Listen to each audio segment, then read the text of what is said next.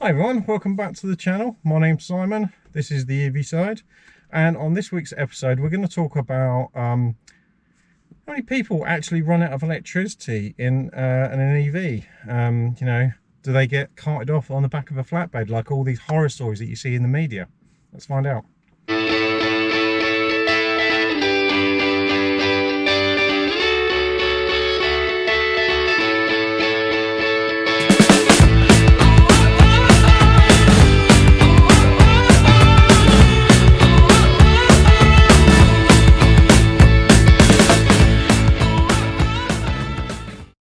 So, recently I've been thinking about a few things, what to do with the channel and some of the questions that I often get asked on the channel and in the comments.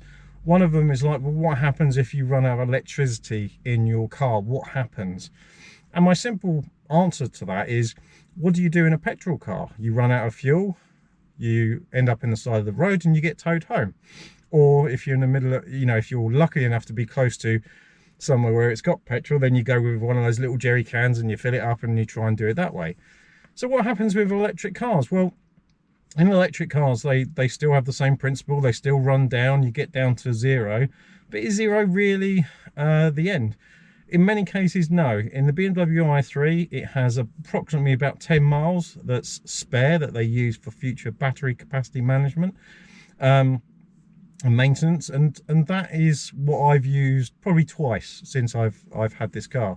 Now, the first time was probably 4 weeks in. I didn't know what I was doing. That was a couple of years ago, and I run down to zero. It's absolutely brown mode time, and you know, what do you do? And actually nothing happened.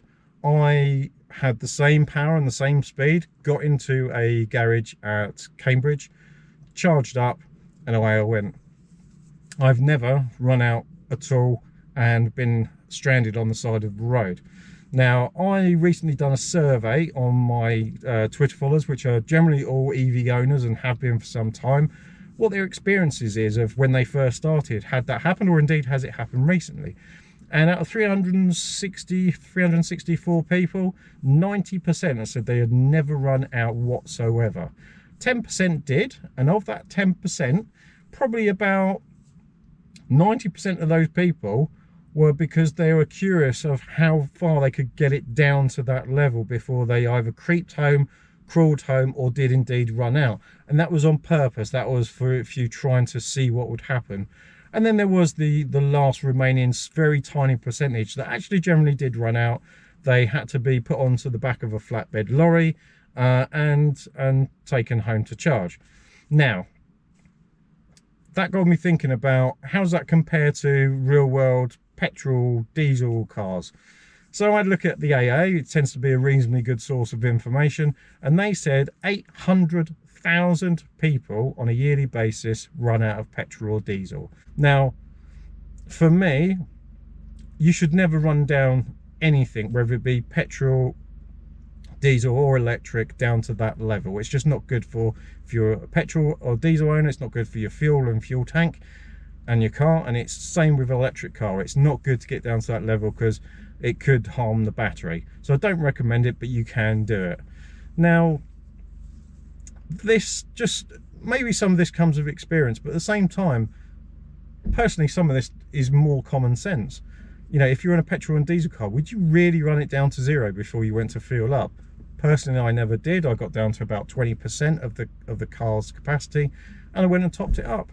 And I'm sure many people do that as well. And it's no different for electric cars. Yeah,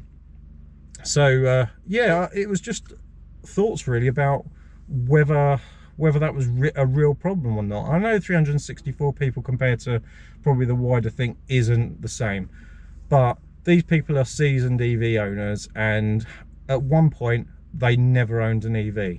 So think about that. And also, like, if you're an EV owner, think about people that are just starting out, rather than you know, being that, well, we own an EV so you should know. People don't. I didn't, and I'm sure many people out there didn't as well when they first owned. And it's learning. The way I look at electric cars is similar to a mobile phone. What happens when you go and sleep at night? You generally put your phone on charge and you wake up in the morning, it's fully charged. Same principle for a car.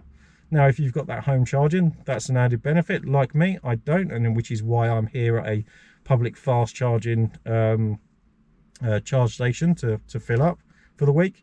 Now, I'm not doing as much at the moment because I'm working from home, but you know, it's always good to have a good deal in there, especially in the winter months, to make sure that that you know, we're topped up and ready to go if we need to. Another quick tip as well, at the moment in the UK, it's been anywhere between 0 and -3.